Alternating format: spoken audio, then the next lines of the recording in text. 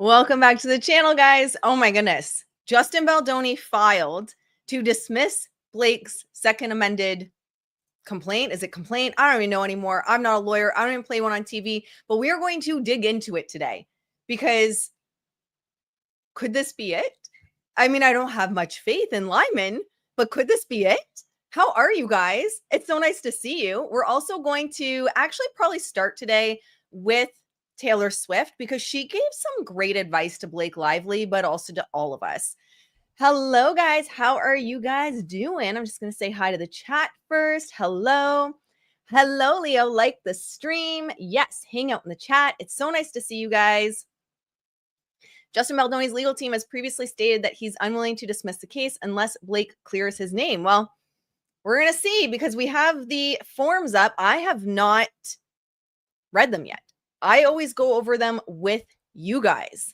So let's see. Only Jed seems to have filed a motion to dismiss. Interesting. We'll see what's going on there.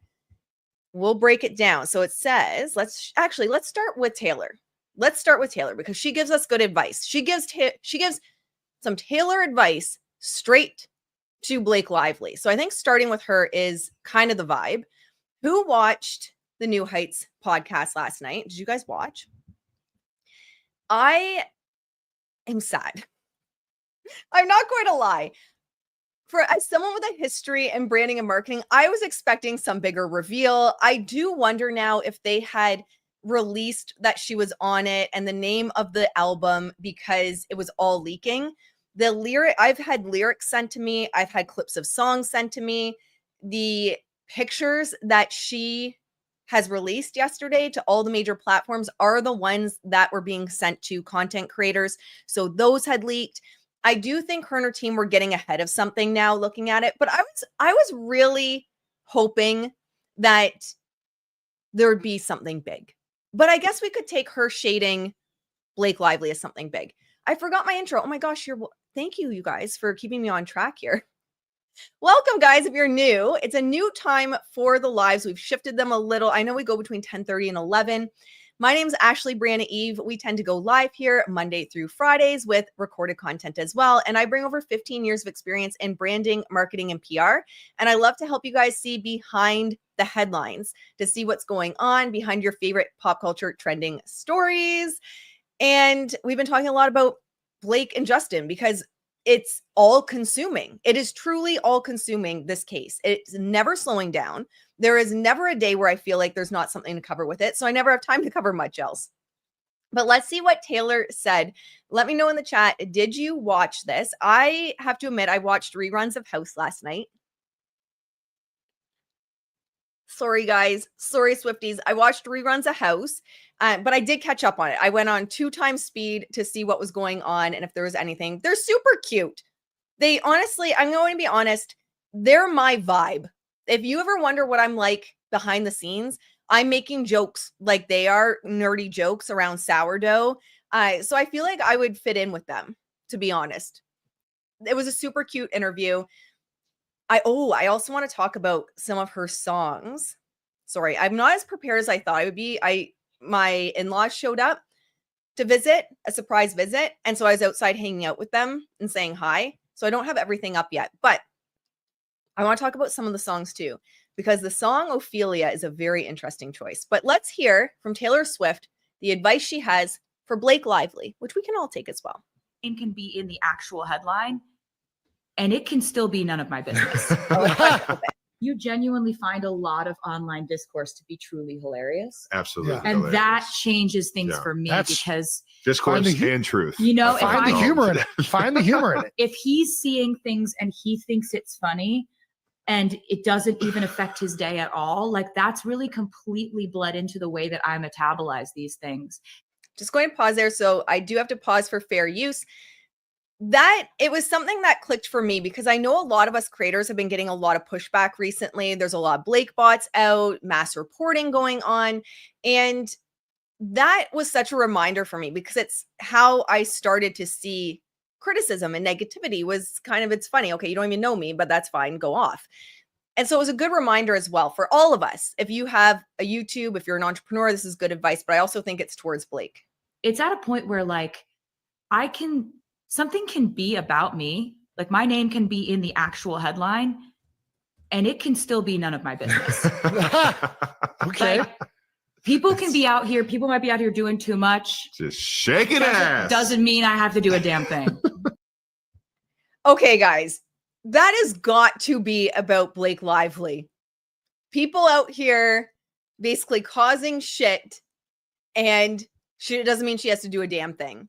I also think that, what do I know? But I also think it's her saying to everyone else, like, I see it, but I don't have to do anything about it because it's got nothing to do with me. I love it. I thought it was so good. Yeah. We live in such a social media moment where a lot of people's identities and they get their feedback from that, right? Like, and I'm a real constructive criticism guy. Like, give me constructive criticism all day. I will take it. Coach me up. It'll fuel She's me. an athlete, dude. It's helpful, right?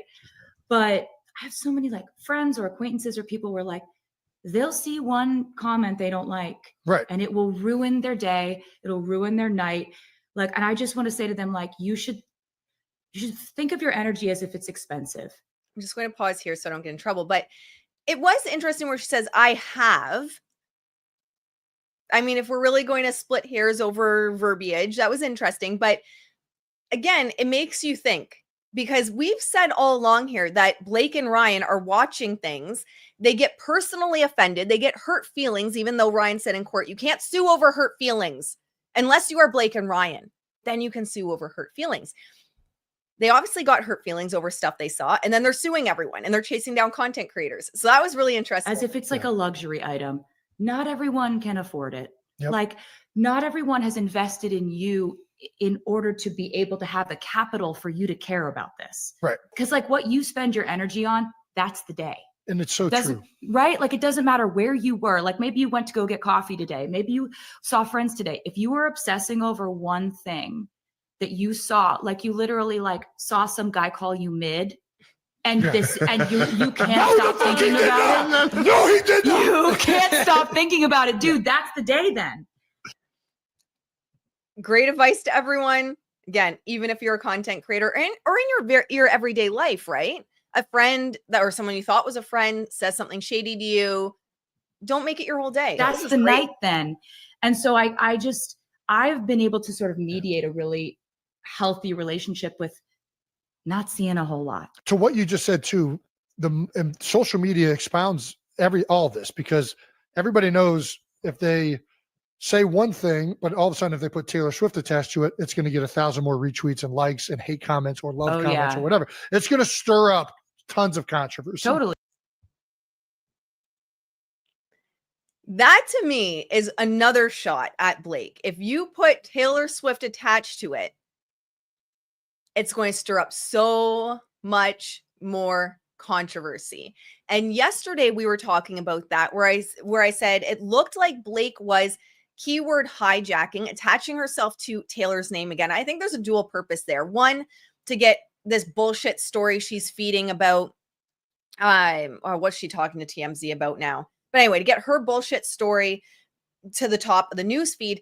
But I also think she is attaching herself to Taylor's name again to get ahead of any headlines that maybe people are saying that Taylor shaded her. But it's very interesting because I do think this was both of them, Jason and her, talking to Blake directly, because Blake continuously, she projects on Justin as Justin being the one doing it, but Blake continuously brings Taylor's name into headlines and then cries foul, pretends she's the victim. It's wild. I love this. And I get this way all the time, where I just recently went into the facility with Cam Jurgens, and something was happening in the social media world that I was like, why are people upset at this person? This is bullshit, yada, yada. And Cam just hit me with are they really though? Or did just one person say something? Because I used to get the same way, where I'd get upset. And then it took me actually, nobody really gives a shit about this. Jason's early Twitter years. Oh, baby. Oh, my God. Oh, baby. He had to. All right. So that's what we'll cover from that. But it was just really interesting because even and this would have been pre-recorded, but as early as yesterday, Blake was attaching herself to Taylor's name in the headlines. All right. Another thing I want to touch on really quick. Let me see if I can find the cover to her album, or not the cover. We saw the cover. I love the meaning behind the cover as well. It's her in a bath, and she said I wanted to show the behind the scenes of what goes into the life of a showgirl. I thought that was really cool. All right. Here it is. There might be a couple songs about Blake on this, you guys. There might be a couple. The Fate of Ophelia. The only reason why I would say it might not be about Blake is Ophelia was deemed in the story an innocent.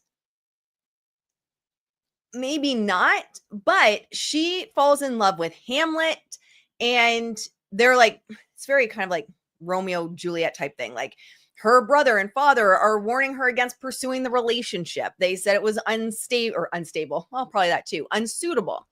And Hamlet, in a fit of madness, accidentally kills, I think it's her father, kills her father while he's spying on Hamlet. And then Ophelia goes into this like devastation over her father's death and Hamlet's rejection. She descends essentially into madness, and she exhibits all this erratic behavior. She's speaking in riddles, which, I mean, is that Taylor's jab at the word salad that Blake talks about? Her garden variety word salad. But she goes essentially into this grief, this madness. Hamlet is unstable. Obviously, he has a fit of madness and kills her father. And then she loses her mind, and there's like an accidental drowning in a river. And I don't know the play. I know more of the Greek mythology piece of it, but there was always this kind of like, did she take her own life, or what happened there? But anyway, she ends up drowning, which is interesting to me when you also look at the cover art of Taylor in the bathtub, and the water is like quite high. So I almost wondered if that was a nod to Ophelia and the descent into madness. I don't know. Am I looking at it too much? Guys, let me know in the comments. You know me with this kind of stuff. I don't know. Am I looking into it too much? Oh, and yes, I saw that. Thank you for pointing that out. Someone sent that in my DMs because I have not watched Savages. I've been honest. The only Blake movie I've watched is Her with the Sharks, because I like shark movies. I am of the generation of Jaws. And people have mentioned Blake played a character named Ophelia in Savages. So I don't know. Oh, Ophelia, you've been on my mind, girl, since the flood. Oh my goodness. I was singing that in my head as well. Oh, Ophelia, heaven help a fool who falls in love. Great song, by the way. I jam out to that song all the time. So the Fate of Ophelia, I'm very interested to see the lyrics for that, because I do think it could have, and I feel like for Taylor, there's always double meanings to things or multiple meanings to things, or the song itself weaves together different stories. But I do think Ophelia, that descent into madness, combined with what Taylor said on the podcast about some of her friends overthinking stuff and attaching her name to headlines that have nothing to do with her, I think that's very possible. There is Ruin the Friendship, number 6. I think that's the one that someone sent me the lyrics to, but I don't want to. Other people can leak those if they want to leak those. I'm not leaking them. I don't want to leak anything that was sent to me, but I believe that is the one that I was sent the lyrics to, Ruin the Friendship, and 10 canceled with an exclamation mark. I don't know. I think those, I don't know what 9 wood is. Tay, what's she alluding to there, girlfriend? But eldest daughter, father figure. I'm really excited to see what these are about. Like I said previously, I respect Taylor so much as a businesswoman, even though I think there was a ball dropped with this rollout. That's okay. I respect her so much. She is one of the leading businesswomen that really understands branding psychology and building a legacy. And I just respect her so much for it. So I'm really excited. Reputation was my favorite Taylor Swift album. Max Martin is who she teamed up with this album for. So I feel like it's going to be going back to, golf, what equals golf? That's that is, potential. Yes, she did say the cover represented what she does after every concert to help her soak her muscles. Yes, but again, I think Taylor always has double meanings to things, and I don't think it's a coincidence. My own opinion, right? Like, I'm not besties with Taylor, and if I was, I wouldn't even be giving my opinion because I would know the truth, and then I just think that's like shady. But I just think with the first song, The Fate of Ophelia, and she drowns, and Taylor is not drowning, but let's see. Can I pull it up here? Visuals just mean a lot to me in branding, and it's just interesting to me that Ophelia drowns in a fit of madness, and Taylor is pretty almost submerged under the water. So it's just cool. It's just interesting to me. But anyway, Blake hopefully takes this to heart. I really believe that that message, though, is meant for everyone in your daily life. If you see even your favorite content creators or your favorite artists or anything getting trashed, like, protect your energy, my friends. That's one thing at the end of the day. Your time, your energy, those are things you can't get back. I've always said money is something you can get back. You can, earn more money. You can sell a product if you're an entrepreneur. Your time and your energy is so valuable to you. Your peace of mind is so valuable to you. So just ensure that, and it's a reminder for all of us, myself included, to protect that, not let people get you down. People are always going to be trying, whether they're intent on misrepresenting you because that's just who they are and they're projecting their own issues on you, or they innocently misrepresent you or misunderstand you and they're open to hearing differently.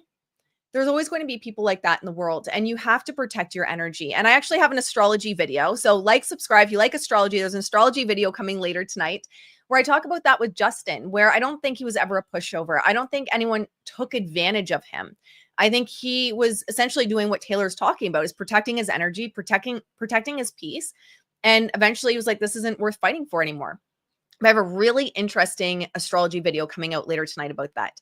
But it's not what we're talking about right now. You'll have a pre-recorded video. Let's hop over to what's going on the docket. Like I said, I have not gone into this yet. I'm doing this with you guys. So I genuinely have no idea. All I saw was motion to dismiss plaintiff Blake Lively's second amended complaint.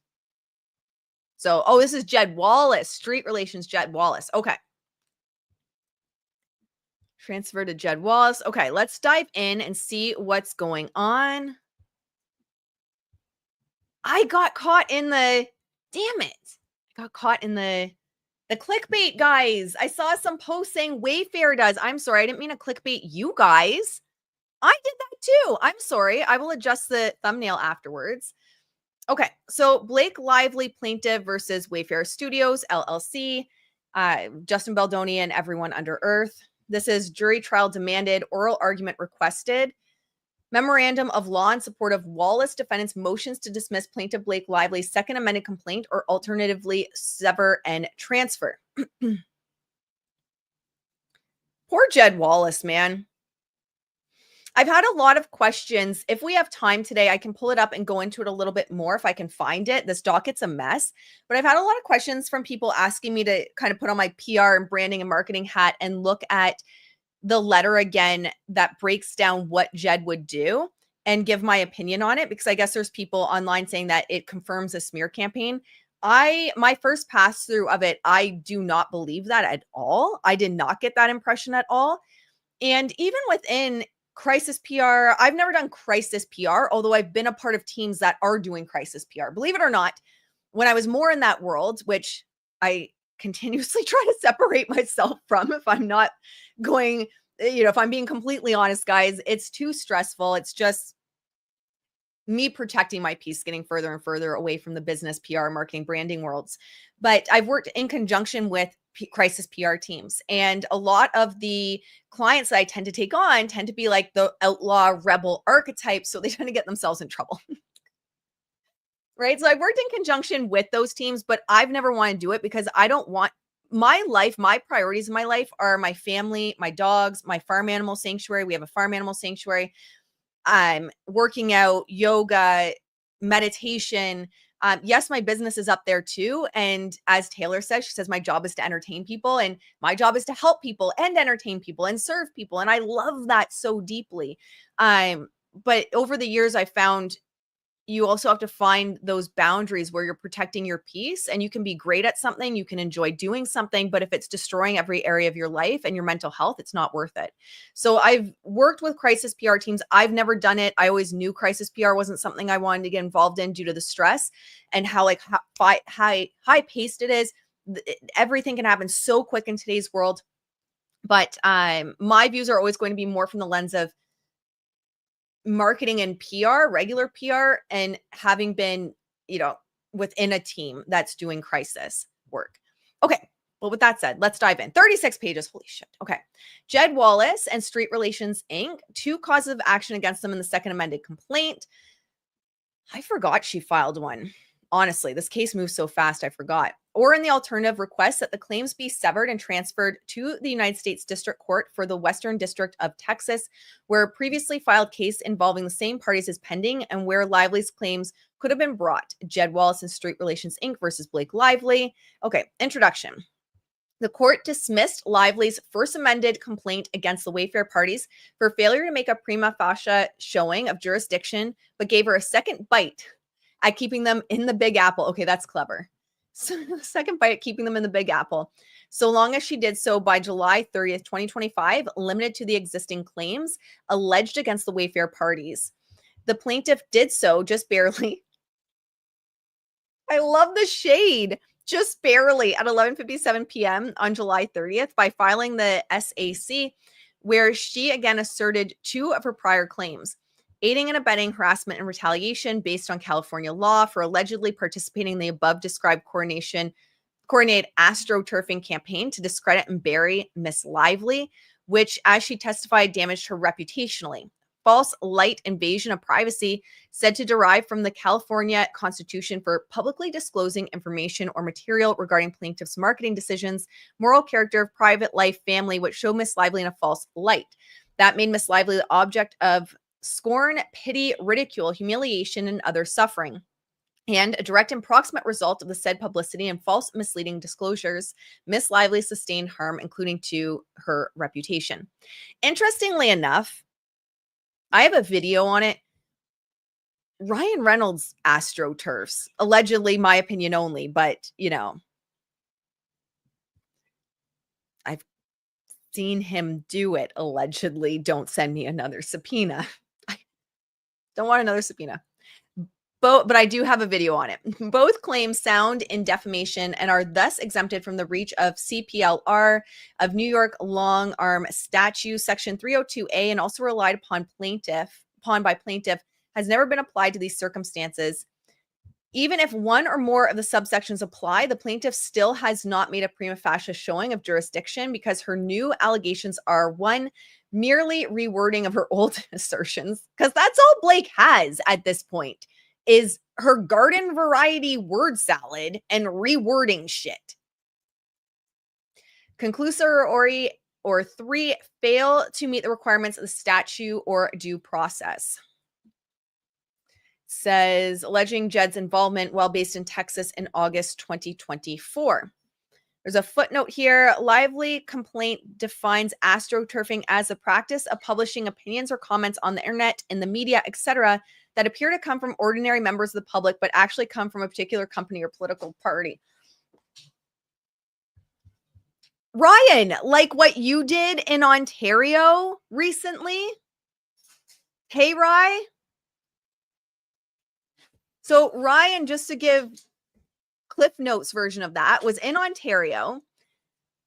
Do you guys remember this? We did a video on it here where, sorry if it's a little loud in the background, the dogs are just going upstairs, where he put himself in local, and I can't remember if it was Kingston, local Facebook groups under a fake name, allegedly, but under a fake name. And he said, as this fake person, I can't remember the name, but I do have the video on it. After I get done the live, guys, I'll put it as a pinned video for you to check out.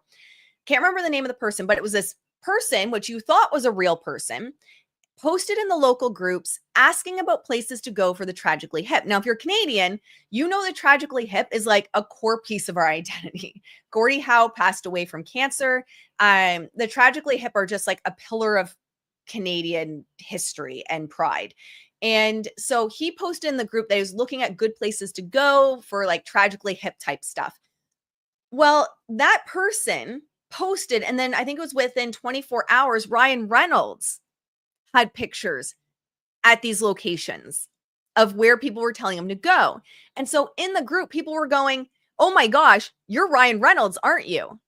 And we're calling this guy out on being Ryan Reynolds himself. That's astroturfing. So stop with the projection, guys. I need more coffee. I need more coffee dealing with these two. I picked up running again to like work the energy out after dealing with these two. I go for a run. So anyway, I will pin that video for you guys to check out after.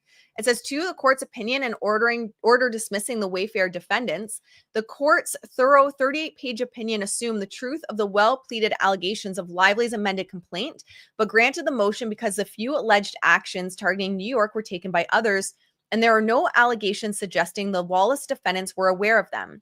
In addition, the court found that Lively does not argue that the Wallace defendants themselves had contacts with New York and would satisfy CPLR 301 and 302, nor could she.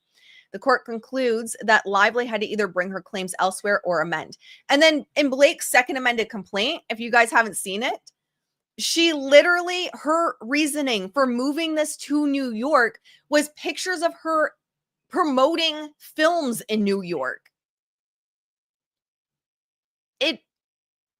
Bizarre. It was so wild. I mean, again, not a lawyer, but it just feels, how is your argument to bring it to New York because you did like Kelly Ripa's talk show and you have a picture of you trying to promote your jeans you're wearing on your Instagram?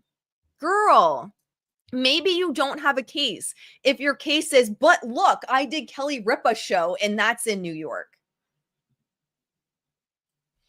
3, the defamation exception of CPLR 302, A2, and A3.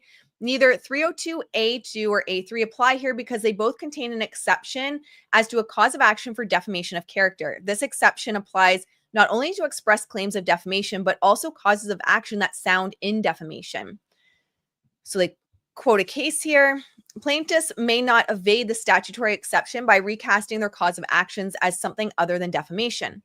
The effort to evade the defamation exception is patent here because Lively does allege a claim for defamation, but only against Wayfair, Baldoni, and Heath, and not the Wallace defendants. Yet the speech she complains of in her defamation and other claims overlaps with her 2 causes of action against the Wallace defendants. She talks about defamation allegation of false statements of fact and false statements that conveyed a false meaning which damage Miss Lively's reputation. It says that aiding and abetting allegations against the Wallace defendants for false and misleading disclosures as a result of which Miss Lively sustained harm, including to her business and profession. She has no capability to take ownership over her own actions. I genuinely feel bad for someone that has so little self-awareness that she can, and maybe she hasn't looked at the video she did in promoting It Ends With Us, but can look at those videos and be like, oh yeah, they totally defamed me. It's totally a smear campaign. I have nothing to do with this. I find it hard to believe that someone can be that, I don't know. I just find it so hard to believe, but I mean, I have to believe it because Blake Lively is showing me. And I just find there's no way no one said, hey, Blakey Poo, have you checked out these interviews? Like, she has no friend in her life that can say, Blake, let's sit down and watch this. Girl, you named a drink Rile You Wait for a DV movie, and alcohol is intricately tied to DV. Girl, maybe you defamed yourself. It's just wild. Sorry, this gets me so riled up. Because of the claims against Wallace defendants sound in defamation, and the court must therefore disregard the labels the plaintiff has attached to them. See Cantor at 157. Tortious interference with prospective economic advantage, trade libel, and injurious falsehood subject to the defamation exception of sections 302A2, 302A3, because the entire complaint sounded in defamation. The exception has been applied to both state tort claims and federal statutory claims. It says the defamation exception applies to allegations that in fact sound in defamation, but not allegations that explicitly bear a defamation label. Of course, one of the claims against the Wallace defendants, false light, has been rejected in both New York and Texas because it duplicates defamation. As the Texas Supreme Court held, today we join those jurisdictions that do not recognize the false light invasion of privacy action because it largely duplicates other rights of recovery, particular defamation. Lively's remaining claim for aiding and abetting harassment, retaliation, and violation of FEHA is based on allegedly false speech by Jed Wallace, who weaponized a digital army to create, seed, promote, and engage with content that appeared to be authentic on social media platforms and internet chat forums, which was designed to discredit and bury Miss Lively. And again, we saw in the email chain where they had said they never had to implement anything because we, the people, were taking care of it. We were doing the work for them, essentially. These two claims join a long list of cases of action dismissed in the face of creative plaintiffs seeking to mask their claims as something other than defamation in the hopes of obtaining jurisdiction. No. Blake trying to mask things and be shady? No, I don't believe it. Section 302A1 has never been applied to these facts. The court addressed plaintiffs' argument that 302A1 confers jurisdiction here, but refused to adopt a categorical rule that conspiracy jurisdiction can never be based on 301A1 contacts because Lively's amended complaint fails for all the reasons. Those fatal flaws have not been cured. No, because the way she tried to cure them was look at me and my florals in New York. That's how she tried to cure it. There remains inadequate pleadings from the Wallace defendants' agents transact business in the state or contract anywhere to supply goods or services in the state. Oh, there's a piece of her deposition there. This is not a case where the Wallace defendants were manufacturing defective widgets in New Jersey and selling them into New York. As the court found, the alleged campaign to damage Lively's reputation occurred largely outside New York. Those continue to be allegations. And there is no non-conclusory allegation that the Wallace defendants knew about the New York contacts. Still true. And it looks like they redacted a piece of her deposition. You're okay, Daisy. You're okay, sweetheart. As two federal judges have said, this court, like another court in the circuit, could not find a single New York state court decision recognizing conspiracy jurisdiction under 302A1. The new allegations do not support jurisdiction. What's wrong, sweetheart? What's up, baby? Is there a bug bothering you? Do you want to say hi? Do you want to say hi? Why are you wet? Most of Lively's attempted new allegations are found in paragraph 293 of the SAC. For the court's reference, we attach as Exhibit C redline excerpts of the SAC where new language has been added or amended. It is apparent that much of this new evidence is about Wallace, SAC, but not to or from him. So I guess the quote here is Jed Wallace doing anything on Justin Nathan? Not yet. They've not signed him on.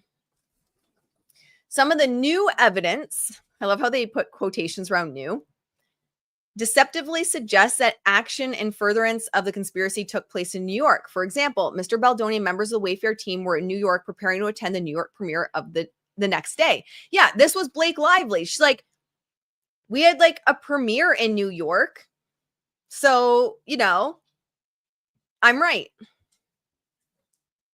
The very next sentence says that Melissa Nathan emailed Jed Wallace at his street relations email address, falsely implying that she was in New York that day as a member of the Wayfair team, although she is described elsewhere in the SAC as a member of the tag team. This is what Blake does. She just manipulates the facts to suit her narrative, and then she accuses everyone else of doing it. But there's no allegation that Nathan was a member of the Wayfair team that day or that she was in New York. In fact, she was not. Plaintiff now says that not only was Nathan in Brooklyn during the relevant time, quotations, but that she had an apartment there. We demur, so what? So what? I love that they've got to the point where they're just like, so what, Blake? So what? I love that. As the court noted in dismissing the FAC, the SAC does not specify the relevant period or, more importantly, any actions Nathan took in New York in furtherance of the conspiracy. Plaintiff attempts to cure that defect by clever pleading. Yeah, that is all they have. Implying but never actually alleging that she was in New York for the premiere when she was not. Furthermore, Lively's theory that everyone, at least Wallace, knows she lives in New York. Can you believe that? Can you believe being so self-centered? They're like, everyone knows I live in New York. Do you not know who I am? I'm married to Deadpool. Obviously, you know I live in New York. Here is a picture of me and my florals. Oh my gosh, we do need that on a t-shirt. We do need that on a t-shirt. Yes, I know this is Jed. I made a mistake. I saw someone else post that was Justin. We're just going to have to deal because I can't switch it when we're in the middle of a stream. I love that. So basically, Blake is saying, everyone knows who I am. Don't you know who I am? And Jed's going, he's pulling a Mariah where people say, Blake Lively, and he goes, who? Who's that? I don't know who that is. She thinks she's so much more important than she is.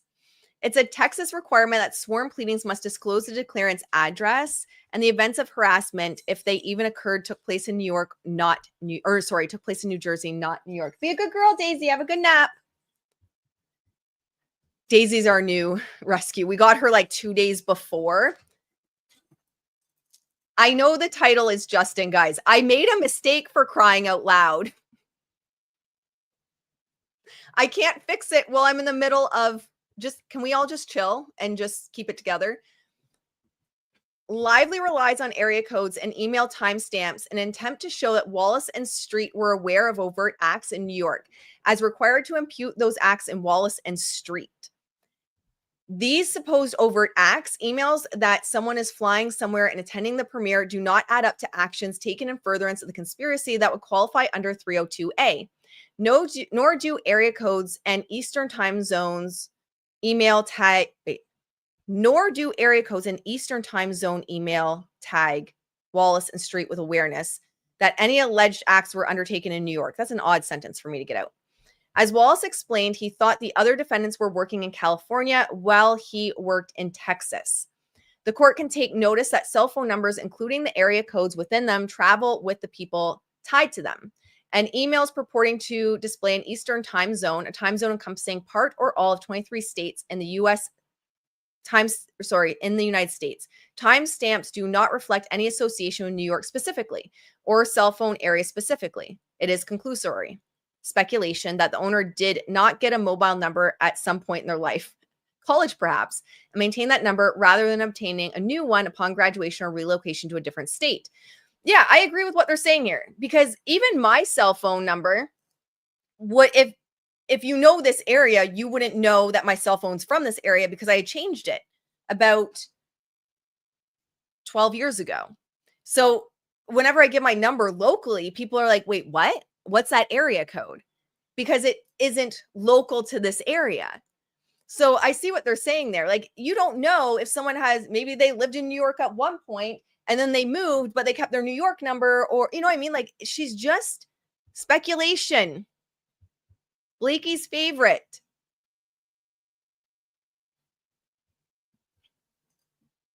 It's just so ridiculous. Her entire case is, don't you know who I am? I am Blake Lively. You know I live in New York. And also cell phone tags.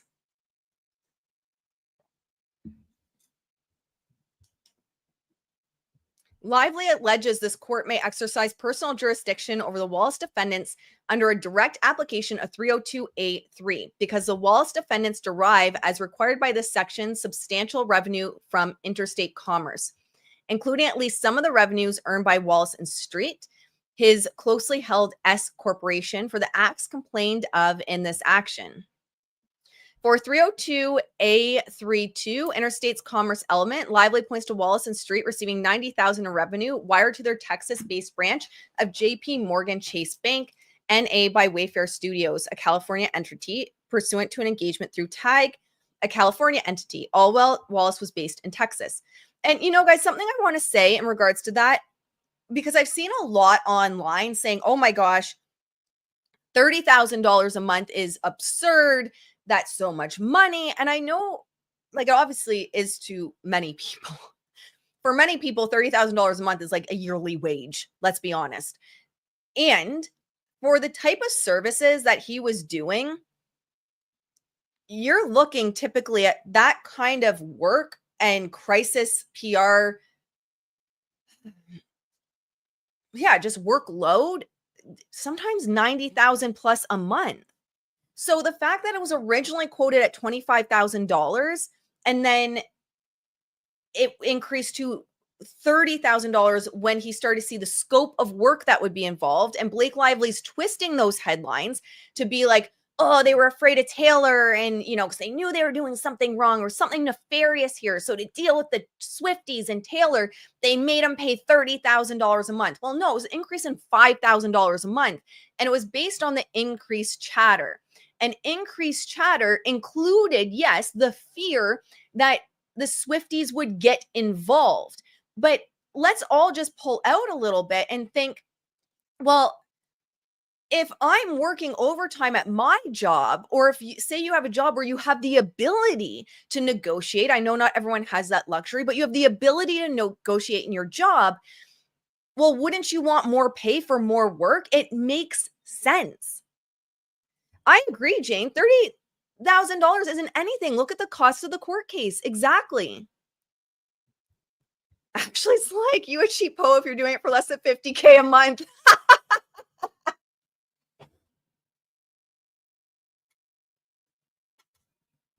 I'm sitting over here like 30K would be my base, not for crisis PR. Like, what are we doing? Oh shit, I clicked on something. Whoops. I hope it didn't ruin the stream. Oh no, I think we're still here. This is why I'm not changing titles or anything midstream, guys. Like, I'll end up ending the stream by accident. So, yeah, exactly. Celebrities can afford that and more. Exactly. $30K a month. I mean, I've sent out quotes for people that want SEO and just regular PR that rival that back when I was doing this work. And I don't make other people's prices my problem. That might sound like an asshole thing to say, but if I'm pricing my services based on my specialty, I don't make other people's prices my problem. And you shouldn't either. Like, yes, there's something to be say if you're selling yoga pants, you're not going to sell $500 yoga pants while everyone else is selling $20 yoga pants. But when you have a specialty service like this, in terms of, like, say, crisis PR, and there might not be anyone else that can do what you do, you control the market. And if people want your services, they're going to pay. So honestly, that price to me is nothing. You're looking at that kind of price for monthly typically. So, you know, anyone that's still online that's trashing them for that price or saying that, like, he overcharged or something, he really didn't. Lively alleged it is public knowledge that Miss Lively resides in New York. Again, this is just, I'm sorry. This is just wild. Yeah, Blake spends $30K like in a filing, literally. Exactly. So it's really, she's trying to make it seem, Blake's trying to make it seem like it's something it's not for PR. That's all it is, guys. She's twisting it, and she damn well knows $30,000 a month and an increase in $5,000 because of how out of control this was getting online is peanuts. It's nothing. It's industry standard to increase your price based on the amount of work that is now involved, that has evolved since your original quote.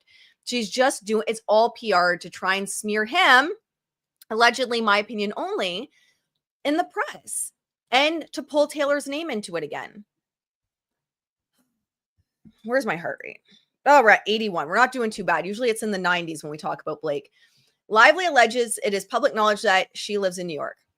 She pleads the argumentative conclusion that Wallace understands that Miss Lively resides in New York and was engaged in promoting her film in New York because Mr. Wallace has sworn under penalty of perjury that he was engaged in passive observation and analysis of the social media environment as it pertains to It Ends With Us. So she's saying, hey, okay, fine. Maybe you weren't going to smear me, but you also knew I was in New York, so you were watching everything. You were watching me. Lively then points out 2 Instagram posts. It just kills me. We covered it previously, but you got to see it if you haven't seen what she tries to pull. One with the caption, I love it. They put the caption, blue jean baby, New York lady. Ostensibly a reference to Tiny Dancer lyrics by Elton John.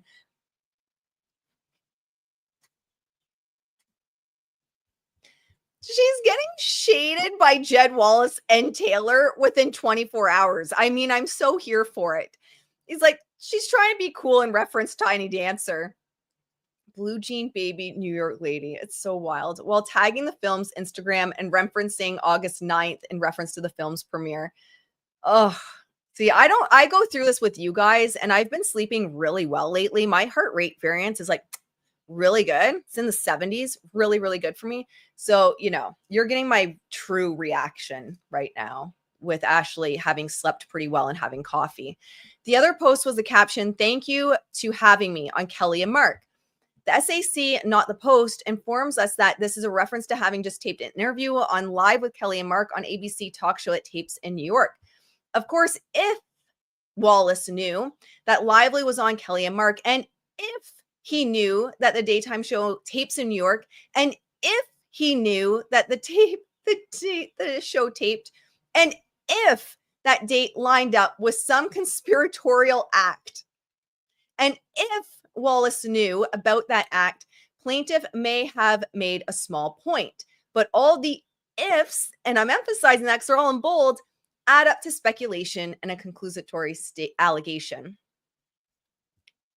She's just, can you imagine dealing with this woman in your day-to-day life? I cannot imagine dealing with, bless Justin's heart, Heath, all of them. Yes, like the stream, please. Hang out in the chat. She does need to get over herself. She absolutely does. That's going to be her downfall, not being able to get over herself. I really think her and Ryan, although Ryan seems to be trying to separate himself as far as possible from this shit show right now. When's the last time you've seen the two of them together? I don't think I've seen it in months. Ever since Strollergate, where they had a picture of them walking down the sidewalk. And I love that she was on the outside with the baby and he was on the inside. I mean, it might be a nitpicky, but I mean, that's your baby and your wife. I think you'd be on the outside. But anyway, we must specifically comment on 294F, where it is alleged that Heath, California, and Wallace, Texas began exchanging text messages on August 10th, and where reference is made to a late night call shortly after midnight on August 11th. No reference is made to New York, and in fact, the allegation cuts against a New York contact because it notes that Heath concluded the exchange with a winky face emoji. The Wallace defendant's lead counsel is a 6th-generation New Yorker, Brooklyn, but we can say that no self-respecting New Yorker has ever used a winky face emoji. And of course, Heath is from California, where winky face emojis are used excessively, and they put a smiley face. They put a smiley face. Guys, I am so here for this. Everyone is so over her shit that they're just throwing emojis now in the court docs. I am here for this. Maybe like Perez has emboldened everyone to make it a little bit spicier. Maybe we have Perez to thank for this. That is hilarious. We have to read that again. The Wallace defendants' lead counsel is a sixth generation. Oh, my bearded dragon's hungry. Sixth generation New Yorker, Brooklyn. And we can say that no self-respecting New Yorker has ever used a winky face emoji. And of course, Heath is from California, where winky face emojis are used excessively. Smiley face. That is amazing. Thank you so much, aka the cat lady. Blake is an energy vampire. She is. I truly believe that. She even turned Ryan into a husk. He looks horrible these days. And that's not me speaking about his age or anything. I think he's only a couple years older than me. Maybe more than a couple, but we're in the same age group. He looks horrible. I think everyone is just over her whining and bratty behavior. I agree. Stop, winky face. This is the best. Everyone's so over it. The court docket is turning into a circus, but I'm also kind of here for it. Argument. This court should dismiss Lively's claim against the Wallace defendants. Maybe I'm manifesting. Guys, I've had like really weird dreams, shutting all over myself. Really weird dreams about this case lately. I think I talk about it too much. Oh, he's 48. Okay, he's got a few years on me then. I've had weird dreams, and I had a dream that the Wayfair people filed something like this. So maybe it's coming. We'll just manifest it, and then we'll manifest Lyman actually approving it, the dismissal. So this court should dismiss Lively's claims against the Wallace defendants as it did before. We will not repeat the law of personal jurisdiction so well covered in the court's order and opinion, docket 426.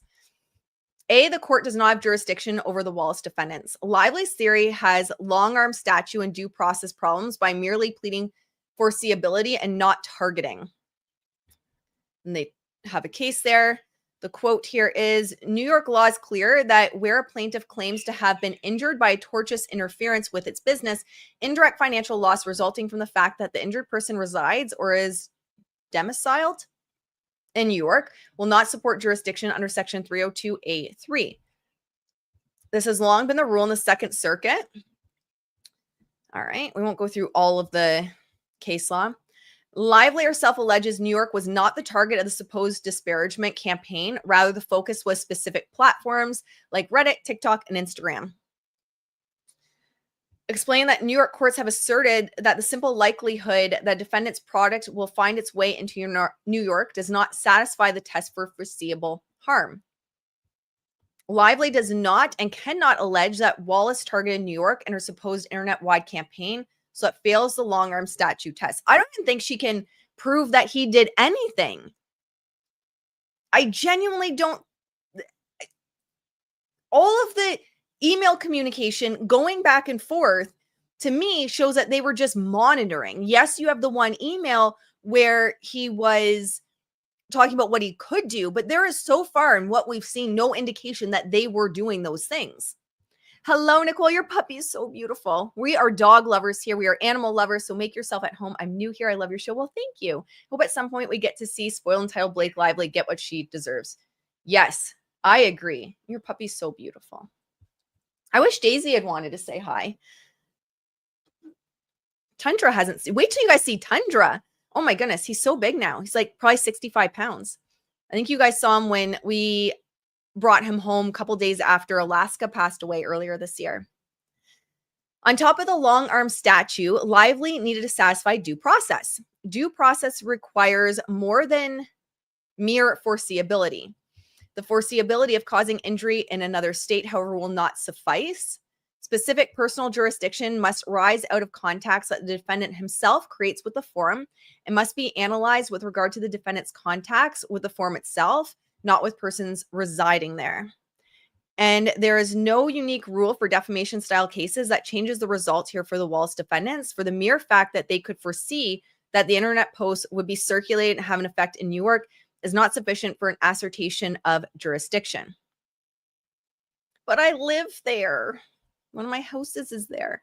Even giving ample credit to Lively's innuendo, Wallace, like numerous others, simply created internet content and permitted anyone who could find it access to it. Creating a site like placing a product into the stream of commerce may be felt nationwide or even worldwide, but without more, it is not an act purposefully directed towards the forum state. That makes sense. Like, I'm just trying to think of how you would target New York. Like, were they running ads that were targeting New York? Like, it's just so ridiculous to me, her arguments. But again, I'm not a lawyer, so what do I know? I just give my opinions. Okay. Lively does not plead that Wallace targeted New York, because how does she? Lively argues that Wallace understands that Miss Lively resides in New York and was engaged in promoting the film in New York because Mr. Wallace has sworn under penalty of perjury that he was engaged in passive observation of analysis of social media environment as it pertained to It Ends With Us. I feel like, okay, this is something that I've been thinking. Blake Lively in her head, because if we look at branding psychology, she is typically, traditionally been the ruler brand archetype. And another example, that's Mariah Carey. Mariah Carey just shades everyone, but she's earned that. Like, Mariah Carey is not even my type of music, but I just have so much immense respect for her. And I love how she shaded Katy Perry recently. She shaded J-Lo in the past. She's earned that ability, though, to be like, do you know who I am? I'm Mariah Carey. I just come out at Christmas every year because I'm just that badass and iconic, and shade people when I am out. She has earned that ability, and still some people aren't going to like her for that. Blake plays the role of, do you know who I am? And tries to have these legendary moments, these iconic moments when she's fucking Blake Lively. Like, no shade to that, but girl, you're Blake Lively. Mariah doesn't know Ryan, much less Blake. I want to see someone ask Mariah Carey about all of this. She'd be like, who? I don't know her. I love Mariah Carey. Again, not a huge fan of her music. I love her Christmas music. I jam out to it. But just so much immense respect for her and what she's built, and she's worked her ass off. Blake wants that ability of people like Taylor Swift and Mariah Carey. And Taylor, you know, she's the every woman, so you wouldn't really see that kind of shade really come from that type of shade come from Taylor. But she wants that kind of impact and ability to hold that presence and hold the snark where it's like, oh, she's earned that. It's okay for her to say that. But she's done nothing to earn it. She's done nothing. If she wasn't married to Ryan Reynolds and had the foot in the door of the industry itself through her family, she never would have worked hard enough to get to where she is, period. I believe that. It's my opinion, Blake. Sue me for it. No, please don't. I don't want another lawsuit. But that is my opinion, that what she has demonstrated is a lack of work ethic and follow through, but she wants that iconic status that comes with it. So anyway, that's what she's basically doing here. And Wallace keeps calling her out on it, saying, girl, no one gives a shit that you live in New York, and no one even knows, because we don't know who you are. He's like, I only know you because I got involved with this and you're married to Ryan Reynolds, basically. It says here, in the footnote, to the extent Lively argues about the extent of interactivity, the Second Circuit thinks that a website's interactivity may be useful for analyzing personal jurisdiction under Section 302A1, but only insofar as it helps to decide whether the defendant transacts any business in New York. That is, whether the defendant, through the website, purposefully availed themselves of the privilege of conducting activities within New York, thus invoking the benefits and protections of its laws. Lively does not assert any direct jurisdiction under Section 302A1 because she has no allegations that her cause of action against Wallace and Street arise out of any transactions that they have had in New York. They continue. Wallace Street street relations continues, even granting Lively these pleading gymnastics still land short of allegations sufficient to support due process satisfying personal jurisdiction. In Schwab 1, the plaintiffs made the same argument that Lively does here. Defendant surely knew that the brunt of the injury would be felt by Lively in New York. But the Second Circuit recognizes that a claim of mere foreseeability and the foreseeability of causing injury in another state, however, will not suffice.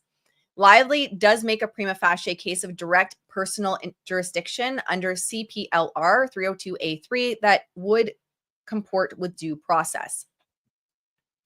CPLR 302A1 provides jurisdiction over a non-domiciliary who transacts any business within the state and permits jurisdiction over a defendant who never physically entered the state but projects himself or herself onto the state to engage in sustained and substantial transaction of business. And they go over the law a bit. New York courts have never recognized a conspiracy-based theory of jurisdiction under 302A1. The court is unable to find any New York case relying on a co-conspirator theory to establish personal jurisdiction under Section 302A1. The New York and Second Circuit cases recognizing conspiracy jurisdiction under the CPLR have involved the imputation of acts which took place physically within New York and conferred jurisdiction under 302A2. Based on the lack of authority recognizing co-conspirator jurisdiction under 302A1, numerous district courts sitting in New York have held that Section 302A1 of New York's long-arm statute does not provide for co-conspirator jurisdiction. Even assuming that an overt act had been taken by an alleged co-conspirator in New York, Lively must show that the act can be imputed to the defendant. Such imputation requires that A, the defendant had awareness of the effects in New York of its activity. B, the activity of the co-conspirators in New York was to the benefit of the out-of-state conspirators. And C, the co-conspirators acting in New York acted at the direction or under the control or at the request of or on behalf of the out-of-state defendant. The Second Circuit has held that the third requirement, that the New York-based co-conspirators acted at the direction or under the control of out-of-state defendants, must be satisfied by an allegation that the out-of-state defendant was aware of the torts being committed by co-conspirators in New York. 1. None of Lively's allegations show New York overt acts connected to the conspiracy of Wallace, awareness of either the acts or their existence in New York. Lively has failed to allege any overt acts that satisfy either 302A1 or A2 that also show the Wallace was aware of those overt acts connections in New York. Paragraph 293A only has a shoehorned reference to New York about Mr. Baldoni and other Wayfair-related people. Who? Question mark. Doing New York press appearances and attending New York film premieres. And the footnote is the court should also be mindful in applying any overt acts under 302A1 for conspiracy jurisdiction. And the Second Circuit does not understand New York courts to teach that the gap created by the defamation are exceptions in sections 302A2 and 3. All right. Lively does not explain that what this has to do with any overt act to push forward the conspiracy or whether Wallace and Street knew anything about it. Indeed, Lively has never explained how the film premiere itself is part of the already extremely nebulous conspiracy. I'm at the point where I genuinely think Blake she's got to be the one that's forcing her lawyers to keep going. Because her lawyers are making these circular, ridiculous arguments. And they're supposed to be reputable lawyers. What the hell is going on? Paragraph 293B, Nathan texted with two other tag employees who had no clue whether Jed was officially on the Justin stuff. Nathan squelched the speculation from the tag employee who had no clue that they've signed him on. Wallace was not privy to this text chain. Paragraph 293C, Wallace received an email from a tag employee introducing him to Jen Abel. There's nothing connecting this allegation to New York. The allegation does not allege Wallace saw the email nor that he responded to it. Paragraph 293D, Abel responded. Got to stretch my neck. Looking in one spot hurts my neck. I'm getting old, guys. Abel responded, I'm so sorry. I'm in the morning press from 6:30 a.m. on, and we head straight to Chicago. There is no allegation Wallace knew Abel was allegedly in New York at the time of that email for the premiere of the film. Lively argues Wallace was supposed to know this because the timestamp on the email from the case showed that she had received it in a time zone 1 hour ahead of Mr. Wallace's location in Texas. Even making the leap that Wallace would have noticed this and ignoring that Lively did not allege that he did, Lively does not explain how a time zone that contains the whole eastern seaboard and 17 states scream New York specifically. It's so wild. Hello, guys. So nice to see everyone chatting in the chat. It's so wild. A time zone that contains the whole eastern seaboard. And Blake's like, see, New York. Proof.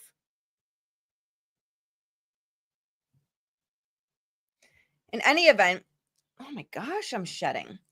This is what Blake does. In any event, such a communication, an innocuous email, would be a de minimis contact that would be insufficient to establish jurisdiction, even if Wallace knew about it. Paragraph 293E. Lively alleges that Instagram, TikTok, and YouTube have offices in New York. Reddit and X also have employees based in New York. She does not allege that Wallace knew that at any point. And even assuming he did, what does it prove? Is Lively suggesting New York now has jurisdiction over everyone who has used Instagram, TikTok, YouTube, Reddit, and X? The import is not clear from the allegations, but at least this allegation is factual. Well, yes. Blake thinks she has jurisdiction over the entire world. And everyone has to reply in New York because Blakey Poo is in New York. I mean, she thinks New York has jurisdiction over Canadians. Because I'm Canadian and I got a subpoena. She just makes up the law as she goes. It's so wild. So also, guys, if you reside anywhere on the whole Eastern Seaboard, apparently, according to Blake, you live in New York. Nothing else matters. There is nothing else that exists on the Eastern Seaboard other than New York to her. She would be that self-centered to believe that only where she lives matters. Paragraph 293E, Lively alleges that Instagram, TikTok, and YouTube... Oh, we already read that. Paragraph 293F, Wallace was introduced to Jamie Heath via email, and we read that, I think, yesterday. Street Relations was paid $30,000 from a California account. There's no connection in New York. Paragraph 293G, Wallace finally sends his first email in all these exchanges. This one is to Jamie Heath in California. There's no mention in New York. With Wallace's first action at all in this, mostly chronological allegation, mostly. I just love the shade. Chronological allegations, sending an email. There's yet to have been an allegation that Wallace knew anything occurred in or was related to New York. Paragraph 293H, Wallace, Texas, now texts with Jamie Heath, California. Paragraph 293I, this paragraph has text messages by people who are not Wallace. There's no mention of New York. They're like, it's where's Waldo? Where is New York, girl? Where is it? Paragraph 293J, this paragraph includes more allegations about messages that Lively still fails to allege Wallace knew about, Wallace was privy to, or otherwise any connection in New York. But guys, she has pictures in her florals in New York. Her lawyers have got to be just bleeding her dry, Orion dry. Can't imagine she has enough to cover all this.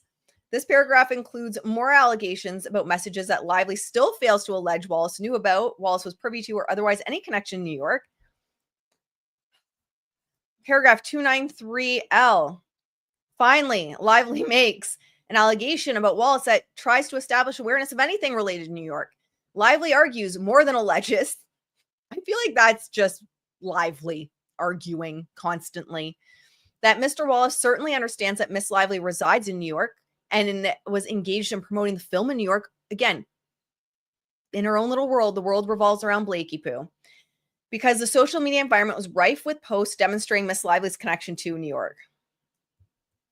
This is just the type of allegation that the Second Circuit has warned district courts against, drawing argumentative inferences to the plaintiff's favor and not accepting as true a legal conclusion couched as a factual allegation.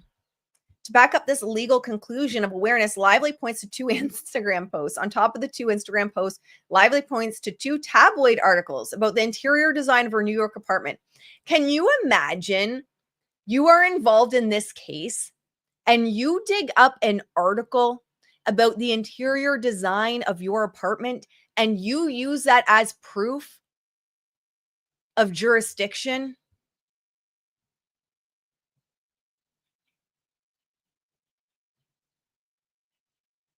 I see it more as Blake bragging about the interior design of her New York apartment. Look, it made a magazine. Again, these are only Lively's contacts with the forum, not any co-conspirators' contacts that can be imputed to Wallace. Paragraph 293M. Baldoni posted on Instagram that he was going to the film's premiere in New York 5 days before Wallace started working on the Wayfair matter. Lively does not allege that Wallace saw this post, instead making the same argumentative conclusion this court can disregard, that Wallace would have been aware of this post. Because she's Blake Lively. I hope Blake watched Taylor's interview and takes it to heart. Girl, get off the internet. You know Blake Lively is someone that is like typing in Blake Lively, hashtag Blake Lively, to see what people are saying about her. Lively also does not connect how her co-star posting about attending the film's premiere is an overt act that further any conspiracy of disparaging Lively, because she doesn't even know. In the same paragraph, as a non sequitur, I don't know, probably mispronounced that, Lively alleges Wallace was also aware of his co-conspirator's residence in New York, including because he participated in several text message or signal chains with other phone numbers having New York-based area codes. Again, how do you say that means it's connected to New York? Because myself, I do not have an area code that is of my area. Again, this is a legal conclusion masquerading as factual allegation. Even if Wallace had noticed the area codes and as a Texas resident, which knew which area codes belonged to New York, it's not clear how this shows awareness of an overt act taking place or connected to New York. Well, that's true too. Paragraph 293N. Oh man, we're up to heart rate of 89, guys. That's how frustrated I get talking about her. Lively makes more allegations about messages between others, and she does not say that Wallace actually did or knew about what these unspecified conversations suggest he needed to do, much less that he was involved in the alleged New York activities. There is no reason to credit these argumentative allegations or the other documents that she fails to identify or link to New York. Other than these newly added allegations, which in many instances simply repackage old insufficient claims, all that Lively has left are the same allegations that were insufficient the first time around. Exactly. And the new allegations, as the Wallace defendants have shown, don't add anything. This lack of control or awareness is fatal under the Due Process Clause, just as it is under the long-arm statute. Lively has not shown a prima facie case of a conspiracy theory of jurisdiction that survives under the long-arm statute or due process. This court should dismiss her claims. If Lively has made a prima facie case, the court should hold an evidentiary hearing to test that prima facie case. Lively hasn't pleaded much about Wallace's connection or awareness of overt acts related to New York, but Wallace, of course, has contested many of these allegations with a sworn declaration. Wallace still maintains that he did not post, like, boost, or ask anyone else to do so. The messages show us that they didn't. The messages show us. Let the content creators do what they're doing.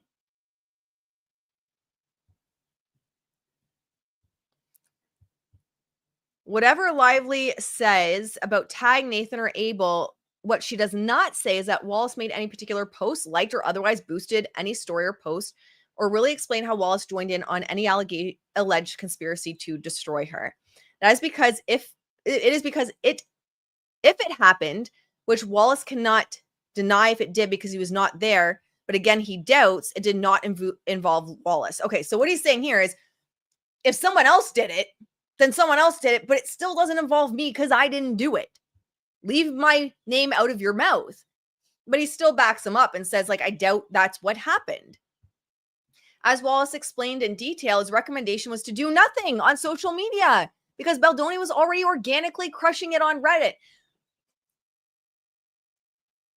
The truth will set you free. Is that from Liar? No. What Jim Carrey movie? Help me out. Yeah, Liar, Liar, isn't it? Yes, I think it is. I think I'm right there. Let me know in the chat. Or am I just really aging myself going that far back in the... Yes! Oh my God, I love you guys. You guys are the best community. The fact that you guys caught that. Okay. One of my favorite movies, by the way. It reminds me of my grandma as well. I used to watch it all the time with her. But when he said, I think the message they're referring to is, we're crushing it on Reddit. How Blake Lively is taking that is, we, the smear campaign people, in her mind, I'm not saying they did one, in her mind, we, street relations, tag, Wallace, Justin, are crushing it on Reddit.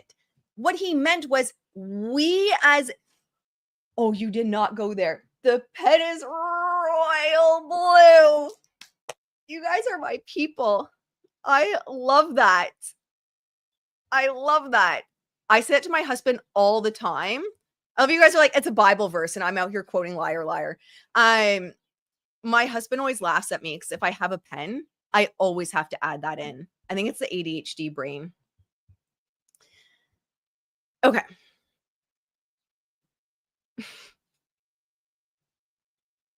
Now I'm just, again, the ADHD brain going over Jim Carrey lines in my head. Now I'm on a Bruce Almighty. When Jennifer Aniston goes, it's not the dog's fault. He's like, no, it's God's. He gave him the wrong coordinates. Such a nerd. I'm sorry, guys. I'm such a nerd. Okay. So what Wallace meant, getting back on track, what Wallace meant is that Justin's side is crushing it on Reddit. Because it's devastating my case. We're so unhinged. We're all losing it now. We're all... Blake sent us all over the edge. Fletcher!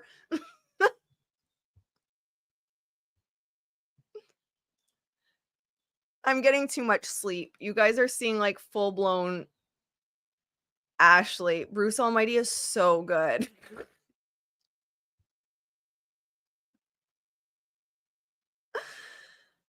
Oh, it's going to be hard to get my brain back on track.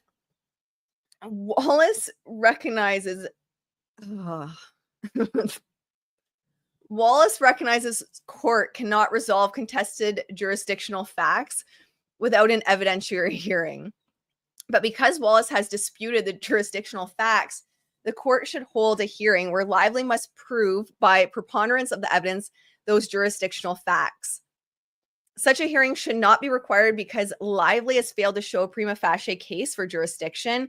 Even if there is a discrete fact about awareness for the court to resolve, Wallace is prepared to testify at an evidentiary hearing about these facts. Venue is not proper in this district with respect to the motion to dismiss under Rule 12b3 or alternatively to transfer under 28 USC. The Wallace defendants assert the arguments and authorities contained in their prior motion to dismiss and memorandum of law and incorporate them by reference as if repeated verbatim. The court's analysis of the second amended complaint is the same under 28 USC as it is for personal jurisdiction and requires a two-step process. First, the court should identify the nature of the claims and acts or omissions that plaintiff alleges give rise to those claims. Second, the court should determine whether a substantial part of those acts or omissions occurred to the district where the case was filed. Blakey Poo has not done that. Just like her jurisdictional allegations, Lively makes little effort connecting Wallace and Street to New York and certainly falls far short of her affirmative burden to show venue is proper for each claim against each defendant. Lively has no basis to assert Lively has no basis to assert and has not carried her burden to show proper venue over Wallace or Street in this district, and her claims against them should be dismissed or alternatively severed and transferred to the United States District Court for the Western District of Texas in favor of the first filed case. I'm going to plug in my computer. Ay, guys. Blake has just derailed us all. I love it though. It is it's killing me. I am going to be quoting Jim Carrey videos for literally the rest of... Yes, the title is off. We are dealing with it because I cannot fix it. We're just rolling with it. I made a mistake. Lively fails to state a claim against the Wallace defendants. Even if this court has personal jurisdiction over Wallace and street and venue as proper, it should still dismiss Lively's claims against the Wallace defendants. Lively's false light claim should be considered under Texas or New York law, which do not recognize a tort or false light. But even still, under California law, Lively's claim fails. Lively's false light claim is the equivalent of libel. And under California law, she must meet the elements for libel. She meets none. Lively's FEHA, aiding and abetting claim, similarly fails whether Texas, New York, or even California law applies. We're almost there, guys. It's 36 pages. False light. New York applies the law of the state with the most significant interest in the litigation. The New York choice of analysis considers where the plaintiff suffered the greatest injury, usually the plaintiff's domicile, and where the statements allegedly made it and were broadcast. That is neither New York or Texas, respectively. In New York, if New York law applies, Lively's claim for false light must be dismissed because there is no tort or false light invasion of privacy under New York law. The result is the same under Texas law, Kane versus Hearst Corp. Also see Johnson versus Barefoot Companies. The Texas Supreme Court has expressly declined to recognize false light invasion of privacy claims based on the publication of false light about the plaintiff. But if California law applies, Lively still loses. She loses. Either way. California, now I'm still stuck on, because it's devastating to my case. I'm just dying for Blake to now add that in one of her filings. That because it's devastating to my case, Lyman.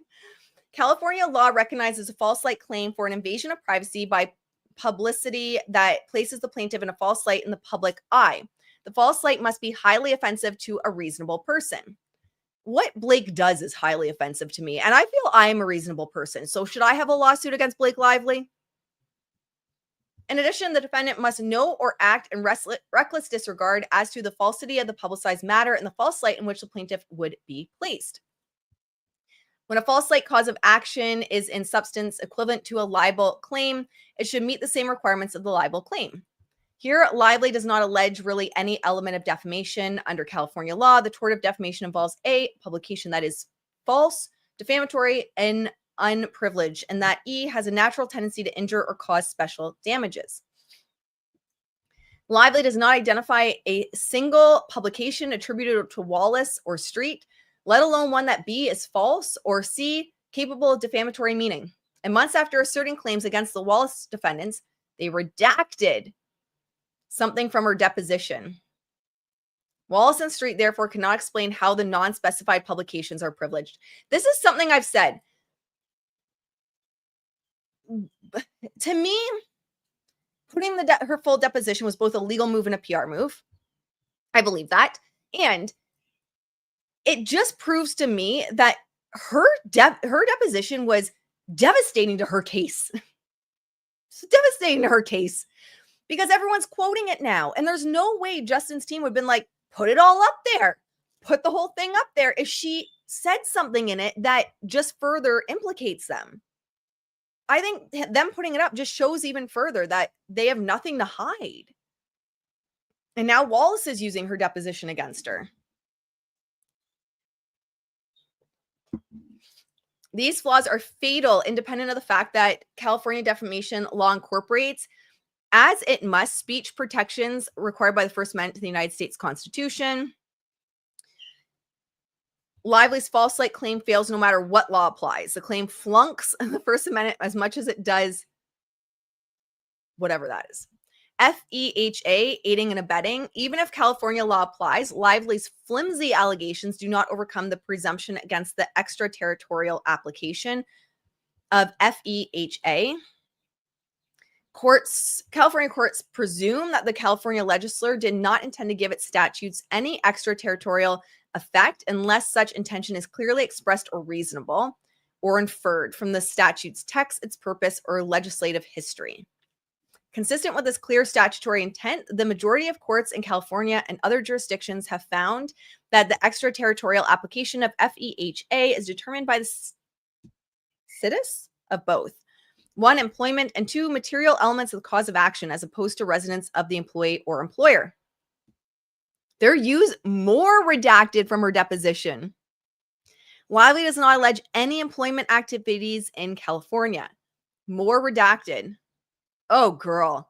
No wonder Blakey went in hiding after her deposition. She has not been sharing her hair tips while eating a burrito on Instagram. She has not been at Pilates studios with unsuspecting victims, spraying them with her hairspray. She has not been eating burritos in her bathroom. She's been quiet. No wonder, because everyone is using her deposition against her.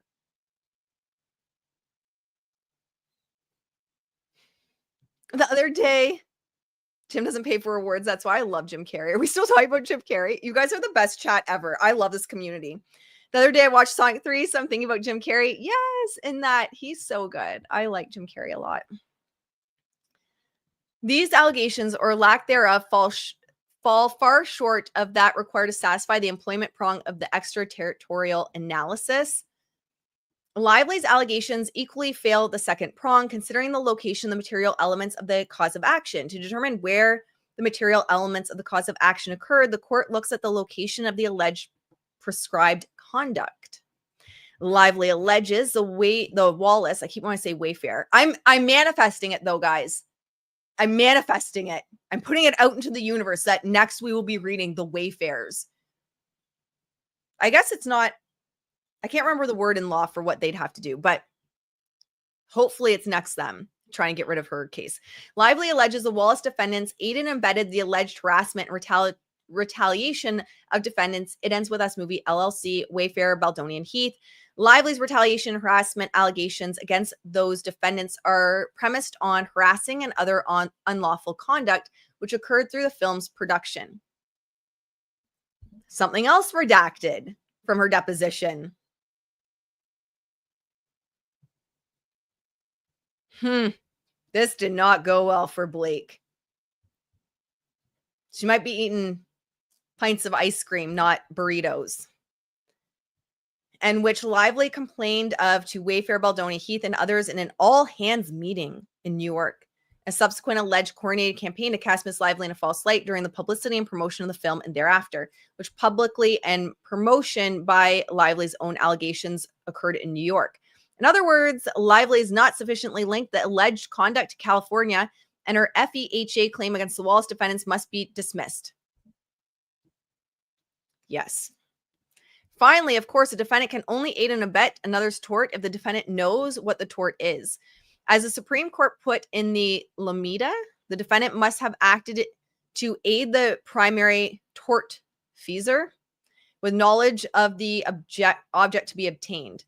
Indeed, a person is liable under FEHA for aiding and abetting only if, 1, the employer subjected the plaintiff to the complaint of conduct under FEHA, 2, the defendant knew that employer's conduct violated FEHA, and 3, defendant gave employer substantial assistance or encouragement to violate FEHA. Lively has not alleged the Wallace defendants knew anything they did was for the purpose of retaliation or harassment, or that it would in any way tortious or in violation of the FEHA, nor has she alleged the Wallace defendants gave substantial assistance or encouragement to violate it. Lively's deficient allegations constitute a failure to state a claim on the merits, and her FEHA claim against the Wallace defendants should be dismissed with prejudice. 3, civil conspiracy. Without an underlying tort, there is no civil conspiracy. As this court recognized in dismissing Lively the first time, Lively's civil conspiracy claims therefore function not as an independent claim, but as alternative theory of liability on her non-conspiracy claims. Lively fails to state a claim that Wallace or Street engaged in any tort, so the civil conspiracy claim against the Wallace defendant should be dismissed. Conclusion. Oh, we've almost made it, guys. Because Lively has not made a prima facie case for personal jurisdiction over Wallace or Street, this court should dismiss Lively's claims against them without... this court should dismiss Lively's claim against them without prejudice? Why wouldn't you want with prejudice? Alternatively, if the court believes that there is personal jurisdiction, it should still dismiss the claims against Wallace and Street, but with prejudice for failure to state a claim. Okay, that makes sense. We made it. All right, let's see what else is there. So again, guys, this is the motion. I think I just saw it listed here, lively on Wayfair Studios. And I was like, oh my gosh, it's Wayfair. But I swear I saw someone else post that was Wayfair. Either way, I'll fix it after I'm done recording. So this is just the declaration. Exhibit A. Exhibit B, Lively's depot, filed under seal. Interesting that everyone's using her deposition against her. The second amended complaint was posted with it.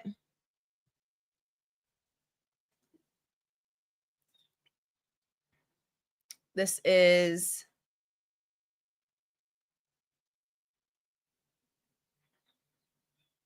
all about her being on the Today Show. And the final declaration from Melissa Nathan. So that is everything that was posted. I mean, I've had concerns about this judge all along, but if her case doesn't get thrown in the fuck it bucket, I don't know what will. But I love, where is the emoji? I need to make note of what page that emoji is on. I can't believe emojis have entered the legal documents. We're at the point of Blake Lively has just exhausted everyone and they're over her shit, where emojis have entered the chat. That's just made my day.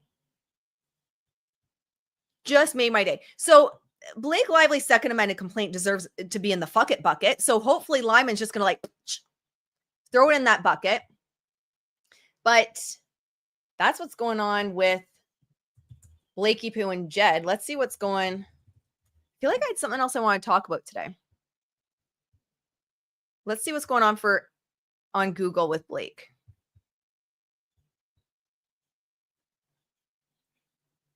Blake Lively ignores Taylor Swift. You know, Blake put that. Oh my gosh. It's Donna here. Daily Dose of Donna. I love Donna so much. You guys don't even understand how much I love Donna. Every day when she's on, I'm working out and I play Daily Dose of Donna in the background while I work out with my chickens around. So I always giggle when she talks about me being a farm girl because I'm surrounded by my chickens and my horses while I'm just like doing my exercise, trying to de-stress and then chatting as I go. I just love you, Donna. I look up to you so much. I think you're so sweet. And your new puppy is beautiful. So adorable. But yes, I bring all the chickens to the yard. Giggle to myself every time you mention it because every time you say it, I'm literally surrounded by chickens. But love, if you guys must know Daily Dose of Donna, but make sure to go support her. She is just a hoot. I love her to the moon and back. One of the first creators I followed in this space for this case. And I don't know if she knows this, but when I first found Donna, which I feel like there's also this karmic connection because everyone pronounces my name Ashley Brianna Eve because it's spelt Brianna, but it's actually Brianna Eve. And everyone says Dana instead of Donna. So there's also like that karmic connection in our names. But she was one of the first people I found and was following in terms of this kind of way of showing up and having your YouTube channel. And so she was a huge inspiration for me to shift what I was doing when I was really getting burned out from my business model and what I had been doing previously. So I don't know if she knows that, but she was a huge catalyst for me. Okay. So Blake Lively ignores Taylor because, you know, Blake's got to get her 2 cents in. She's like, who's Taylor Swift? I don't know who she is. I don't know her. Of course you do. So she's probably put that in the news cycle. I'm surprised there's actually not more. I've got to be honest. I'm surprised there's not more trending in regards to Taylor in Blake's feed. So this is Blake's feed. Oh, here it is though. It's down a bit. And we've talked about how you always want to control above the fold. So she is currently controlling that. It has read Blake Lively's text exchange or tense exchange with Justin Baldoni's lawyers. She started pushing that story about 24 hours ago. So I think she was expecting some headlines like this. But, oh, there you go. That's why People isn't posting in favor of Blake right now, because they're too busy shading Blake. Has People flipped on Blake? Although if you're going to pick Blake or Taylor, you're going to pick Taylor. Let's be honest. So Taylor Swift just announced a new song called Ruin the Friendship. Is it about Blake Lively? I am dead. So People traditionally was, and probably still, but even within like the Swiftie universe, People was known as Tree Payne, who is Taylor Swift's PR. You always see trailing behind Taylor wherever she goes. She has beautiful red hair. Always there with Taylor. That's Taylor's PR person. And it's been well known, even with amongst Swifties, that People has been her preferred place to go for exclusives. And so it's really interesting to me. It certainly doesn't say an exclusive. And I don't think Taylor's going to ever say, yes, it's about her. But it is very interesting that instead of running with a story on Blake right now, they're running with a headline. Taylor Swift just announced a new song called Ruin the Friendship. Is it about Blake? Taylor, is this you and Tree? I'm here for it, girl. I'm here for it. The lyrics for Ruin the Friendship don't seem to be about Blake. Do we know that they're for sure? Because I got some lyrics where people said it was for Ruin the Friendship, and it did seem like some lines could be. And I still think this picture, I don't know, guys. I know T said, it's because after my long show, I'm soaking my muscles in a bath. That looks a lot like Ophelia. I don't know. And the reason they may, of all pictures they could have put next to Blake Lively, I just have to say, if there was ever a Taylor Swift album I'm going to buy, it is this one. Ruin the Friendship without teeth. Does it mean anything Demi Lovato has a song by the same title? Does she really? Were they friends? Oh, she does.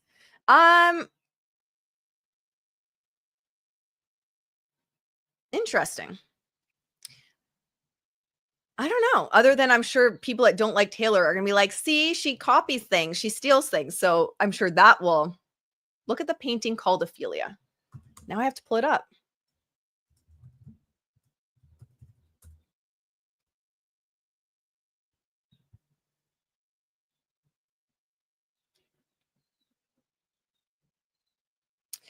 Oh, well, guys, see, I think I'm right. Let's switch over.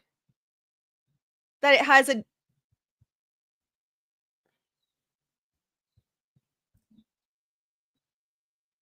Thank you, Katie, for telling us to pull it up.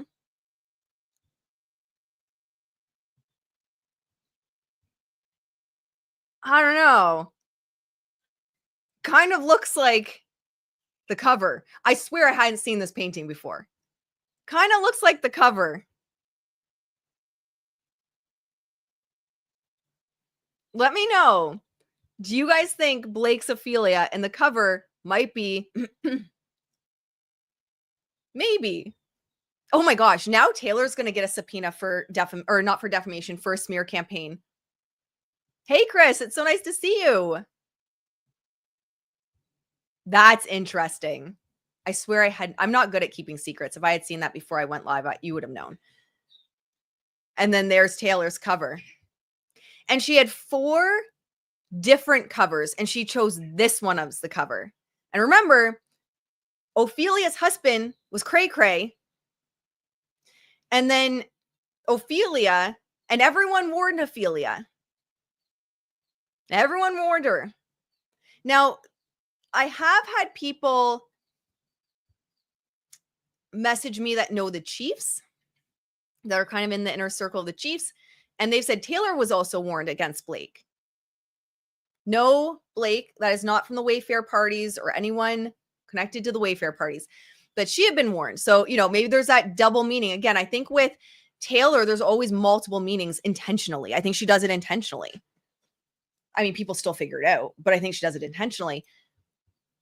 I don't know. That's an interesting choice of picture to put next to Blake, especially if this might have been a planted story. Maybe it was, maybe it wasn't. It says one newly announced song on Taylor Swift's new album, Life of a Showgirl, has fans wondering if the megastar has written a song about Blake Lively. Swift 35 unveiled the title of her new album and its 12 new songs on Wednesday, August 13th. The album released on August 3rd, releases on August 3rd, giving Swifties everywhere ample time to speculate over the title of the tracks like The Fate of Ophelia, Elizabeth Taylor, and most notably in the aftermath of the album's announcement, Ruin the Friendship, the 6th track on Life of a Showgirl. I don't know. I still think Ophelia is the biggest one that catches my eye right now. Lively and Swift's long-term friendship has been under public scrutiny in the months since Lively's ongoing legal battle. We all know that. Swift's name was brought in the mix when Baldoni's legal team alleged that Swift had pressured him to accept Lively's rewrites on the movie in a complaint Baldoni filed in January.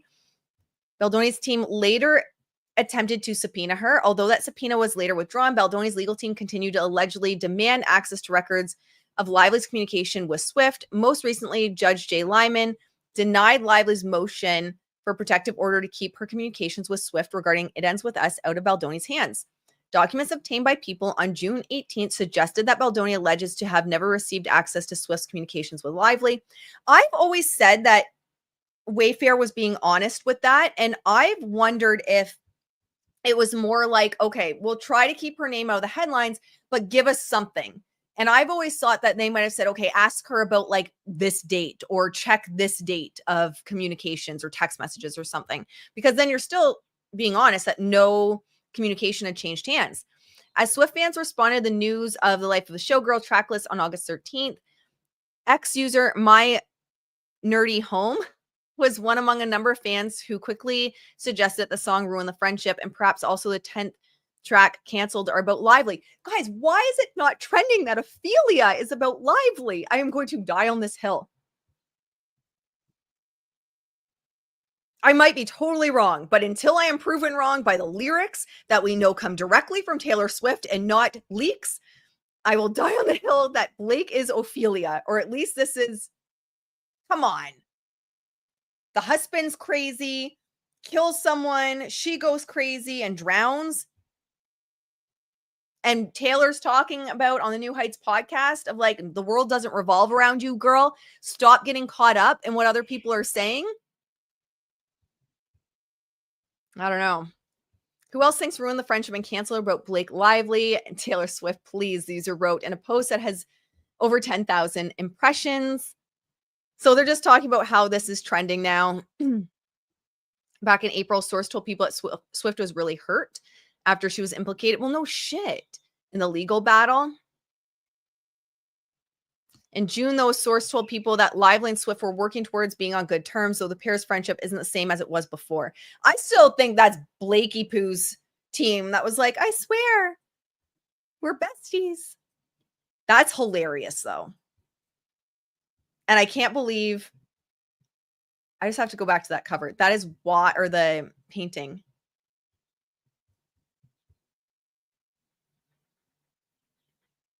Oh my gosh, there's florals.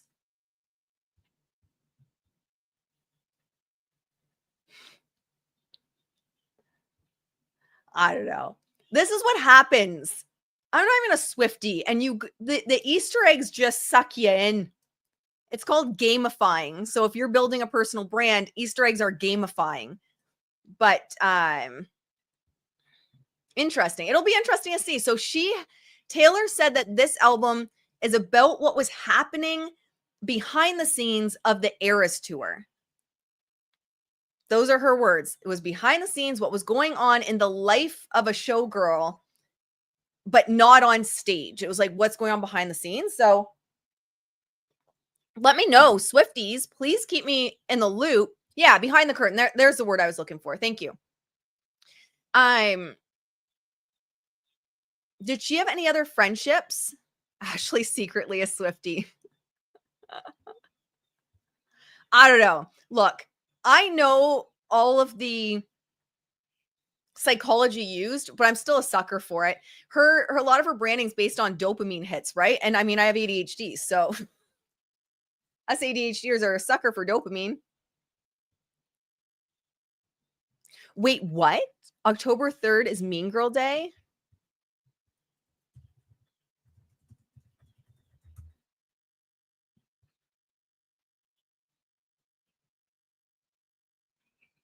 Oh my God, it is.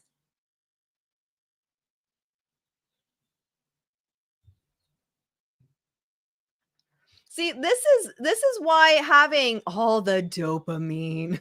It's true. This is why having you guys, I love you guys, and Swifties as part of the community as well.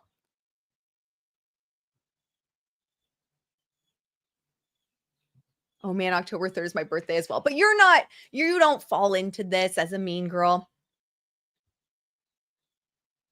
So she said she wrote this during the European leg of the tour, which would have been May to mid-August 2024. She was still friends with Blake at that time. Interesting.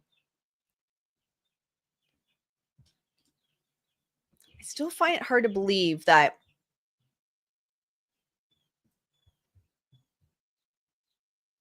So October 3rd.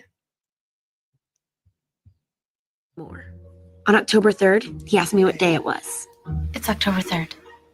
2 weeks later, we started talking to Aaron more and more. On October 3rd, he asked me what day it was. It's October 3rd.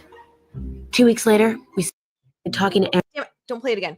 Okay, so for those watching the replay, I'm probably going to have to cut that out because I'll get copyright struck playing the movie. But it is. October 3rd is Mean Girl Day. Oh, she said they came back and changed things in the spring. Well, there you go. Is October 3rd the last time she was out with Blake? It was October.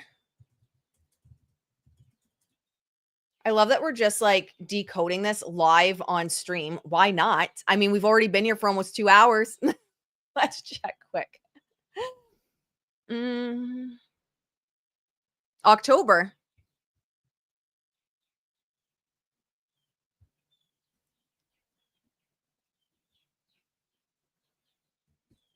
See if I can get an actual date.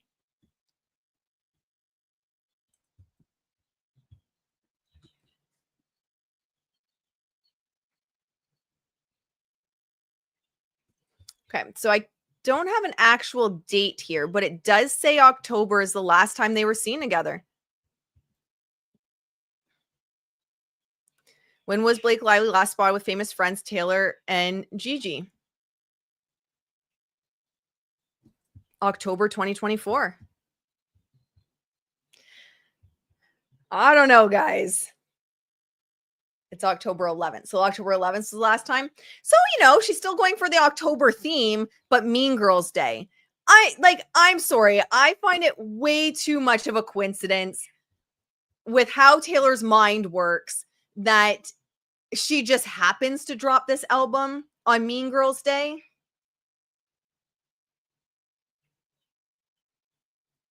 I don't know.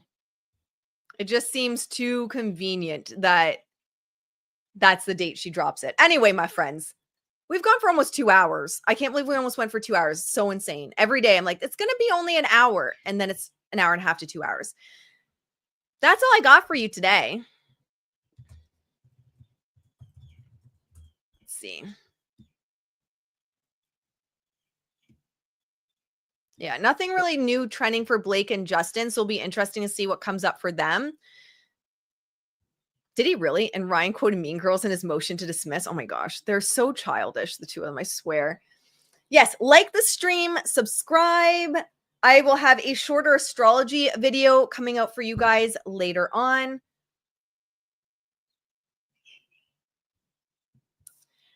I read that the orange and green represent oxidizing copper. Interesting. Swifties, decode this, please. Someone figure out everything. We're trying to do it live on air. Okay, my friends, with that, it was so nice to see you all. Thank you for joining us. Such a great chat. I love each of you. I appreciate you being here. And I will see you guys in the next one. Bye, guys.